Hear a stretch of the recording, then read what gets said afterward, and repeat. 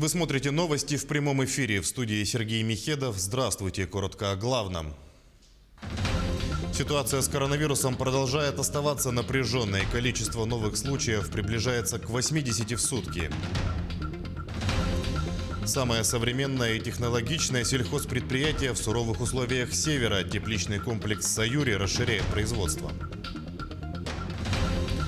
В эти минуты в Якутске идет предпремьерный показ долгожданного фильма «Тыгындархан». Создатели раскрыли некоторые детали кинокартины.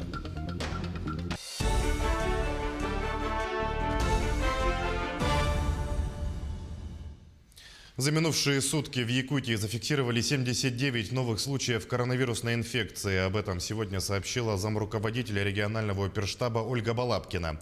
Так, в Якутске выявили 40 случаев, в Мирнинском районе 7, в Таттинском 6, в Алданском, Верхневилюйском, Мегино-Кангаласском, Хангаласском районах по 4 заболевших, в Среднеколымском, Чурапчинском районах по 3 случая, в Вилюйском, Жиганском, Улусах по 2, зафиксирован 1 летальный исход. Необходимо обратить внимание, что большинство летальных случаев на территории республики связано прежде всего с теми больными, которые имеют осложненные хронические заболевания. И, соответственно, это в основном группа риска граждане старше 65 лет. И поэтому я еще раз обращаю ваше внимание к детям. Я обращаюсь к тому, чтобы берегли своих пожилых родителей, старших братьев и сестер. Сегодня это действительно достаточно важно. В Якутске запустили третью очередь теплиц «Саюри». Тепличный комплекс является самым современным и технологичным сельхозпредприятием, созданным в суровых природно-климатических условиях. В рамках первого этапа третьей очереди в «Саюри» установили 4 новых тепличных блока общей площадью порядка 1 гектара, в которых уже высажены огурцы и томаты. С запуском новых теплиц объем производимой продукции в этом году составит более 850 тонн, что в 3,5 раза больше, чем в 2019-м. Первый урожай запланирован в октябре. Сегодня на предприятии работает 64 сотрудника. Вскоре число работников увеличат до 80 человек. Благодаря корпорации развития Дальнего Востока нашему резиденту был предоставлен необходимый земельный участок, обеспечена инфраструктура по электричеству, по водоснабжению, по газификации. Также благодаря тому, что компания «Саюри» является резидентом ТОР Якутия, они получают льготы по налогу на прибыль, льготы по налогу на имущество, также по социальным фондам по начислению заработной платы сотрудникам. Соответственно, это придает больше возможностей нашему президенту и его инвесторам выйти на окупаемость и в том числе платить больше зарплату, брать больше людей на работу. Дата 27 сентября 1990 года стала исторической вехой в развитии нашей республики. В этом году мы отмечаем 30 лет со дня принятия Декларации о государственном суверенитете региона. Сегодня в Москве чтят память тех, кто стоял у истоков развития государственности нашей республики. Наш корреспондент Айсена Бурнашова находится на месте событий. Сегодня мы находимся в поселке Коммунарка, это Московская область, Новая Москва. И здесь, конечно, у всех на слуху этот поселок, потому что здесь находится больница, где лечат пациентов с диагнозом COVID. Но на самом деле у поселка Коммунарка очень глубокая и давняя история. Так, в 30-е и 40-е годы здесь находился полигон НКВД, где расстреливали политзаключенных, репрессированных людей. Это были и выдающиеся государственные деятели, и деятели искусства и науки, и даже члены их семей. И здесь, конечно, на этой территории захоронены и расстреляны наши якутяне. И вот в 2002 году правительством Якутии здесь, на этой территории, был установлен памятник репрессированным жертвам из Якутии. Наши молодые руководители, первые руководители республики Саха-Якутия, Максим Кирович Амосов, Семен Донской, Кузьма Гаврилов и многие другие работали в 30-х годах в Москве и были репрессированы по тем или иным поводам. И очень важно для всех нас, во-первых, иметь место, где мы могли бы вспомнить о них, вспомнить о том, какой вклад, какую роль они внесли в формирование нашей новой республики. Они являются для нас не только определенным нравственным ориентиром, но и показывают, как нужно отстаивать интересы республики.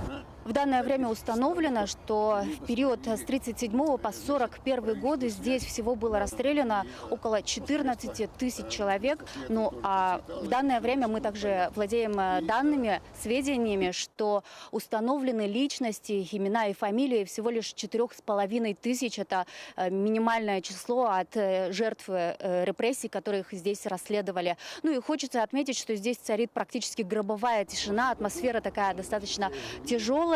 И делегация Якутии сегодня присутствует здесь. И среди членов этой делегации находится и зять Максима Кировича Амосова. И он нам рассказал, что практически 50 лет у них в семье шло такое расследование. И все-таки они выяснили, что Максим Кирович Амосов погребен и захоронен именно здесь, на полигоне в Коммунарке.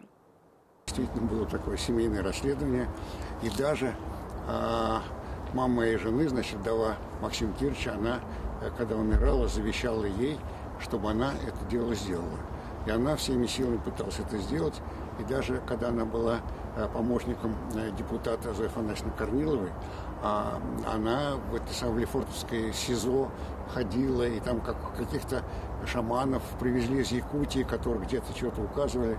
Вот. Но в конечном счете ситуация вроде прояснилась действительно, что он лежит тут. Кстати, тут же лежит мой отец. Делегация из Якутии, это якутяне, проживающие в Москве и Московской области, стараются приезжать на полигон в Коммунарку 2 раза в год. И обязательно это мероприятие бывает перед Днем государственности. Сегодня якутяне возложили венки и цветы к памятнику, почтили память выдающихся деятелей, которые стояли в основе государственности нашей республики. И также хочется отметить, что в 2022 году памятник будет полностью обновлен. Сейчас территория полигона Коммунарки принадлежит Русской Православной Церкви. И вот со стороны Якутии было такое предложение об обновлении и реконструкции этого памятника. Работы начнутся уже со следующего года, и все они согласованы с РПЦ. Конечный результат – новый памятник мы увидим в 2022 году. В преддверии Дня государственности Якутии глава региона вручил госнаграды республики и России. За вклад в развитие республики наградили людей из самых разных областей. Айсен Николаев отметил, что за прошедшие десятилетия после принятия декларации о государственном суверенитете региона Якутия стала лидером экономического развития на Дальнем Востоке. В числе награжденных Аиза Решетникова, основатель Музея музыки и фольклора народов Якутии, которая удостоилась государственной премии имени Алексея Кулаковского. Писала статью о музыке якутских Аланхо. Я организовала музей музыки и фольклора. Но я не буду там отчитываться долго. Но я думаю, что впереди у меня еще открытие Кулаковского в других жанрах каких-то. Я бы очень хотела, конечно, завершить свое образование по Кулаковскому. Это совершенно бесконечный, конечно, процесс. Обеспечить бесплатным горячим питанием всех учащихся начальной школы. Напомню, такую задачу поставил в своем послании Федеральному собранию президент России Владимир Путин. О питании младшеклассников в Алекминском районе материал нашего корреспондента. Предлагаю обеспечить бесплатным горячим питанием всех учеников начальной школы с 1 по 4 класс. С 1 сентября начал действовать закон о качестве и безопасности пищевых продуктов и поправки в закон об образовании в Российской Федерации, которые направлены на обеспечение школьников бесплатным горячим питанием. Вот и в Алекминском районе тоже начали работать с нововведениями. Со 2 сентября уже дети все питаются полноценным питанием. У нас есть утвержденное 10-дневное меню, согласованное с Роспотребнадзором, согласно которого дети и питаются. Дети, обучающиеся по образовательным программам начального общего образования, должны быть не менее 1 раза в день обеспечены бесплатным горячим блюдом и напитком. То есть у нас завтрак и обед полноценный с витаминизацией. Утром, соответственно, каша. Она бывает разная, манная, гречневая, пшенная. И на обед у нас суп, второе с салатом, и компоты, кисели и так далее. То есть мы стараемся по мере финансирования разнообразить меню, чтобы оно было разное. Законодательные изменения обязывают школы предоставлять качественное, здоровое и полноценное горячее питание. Оно должно быть сбалансированным и помогать детям восстанавливать энергию и способствовать физическому развитию. Это не секрет, конечно, для всех нас, что качественное, полноценное, сбалансированное питание будет влиять и на психологическое развитие ребенка, и на физическое развитие ребенка, потому что они находятся в таком возрастном периоде, когда у нас идет усиленная нагрузка учебная, и, естественно, питание играет большую роль в данной ситуации. Пока что пробные мероприятия по обеспечению горячим питанием младшеклассников должны завершиться в 2023 году. А уже с 1 сентября 2023 года все школы России должны полностью обеспечить горячим питанием всех школьников младших классов. Максим Копылов, Алекмин. Юбилейные мероприятия, посвященные столетию системы дошкольного образования в республике, продолжаются. Сегодня в Якутске торжественно чествовали победителей и дипломантов всероссийских конкурсов среди дошкольных учреждений. Более 40 детских садов республики стали лауреатами. Лучшими детскими садами России названы 13 учреждений. Мероприятие прошло в онлайн-режиме. Пользуясь случаем, Министерство образования поздравило участников с наступающим Днем воспитателя, который отмечается ежегодно 27 сентября. Решили взять тему создания предметно-развивающей среды, предметно-развивающая среда как третий педагог. Конечно, вот это вот заняли первое место. Конечно, это первое место, это не моя заслуга, это заслуга всего коллектива, потому что мы всем детским садам создаем постоянно эту предметно-развивающую среду, пространственную среду для того, чтобы прямо от калитки, от порога детского сада у ребенка какие-то он получал знания, что-то там закреплял, чтобы ему было интересно и весело идти в детский сад. В эти минуты в столице региона продолжается предпремьерный показ долгожданного якутского фильма «Тыгын-Дархан». Это один из самых масштабных проектов якутской киноиндустрии. Перед показом фильма его создатели провели пресс-конференцию. Съемки «Тыгын-Дархана» велись на протяжении 2 лет на территории 11 районов и 14 населенных пунктов. А в съемках батальных сцен принимали участие более 10 тысяч человек. Специально для фильма с нуля были созданы декорации и костюмы. После съемок их отдали Якутскому государственному музею истории и культуры народов Севера. По сообщению создателей, прокат фильма начнется 4 ноября. Также планируется показ Тыгын-Дархана в тюркоязычных странах.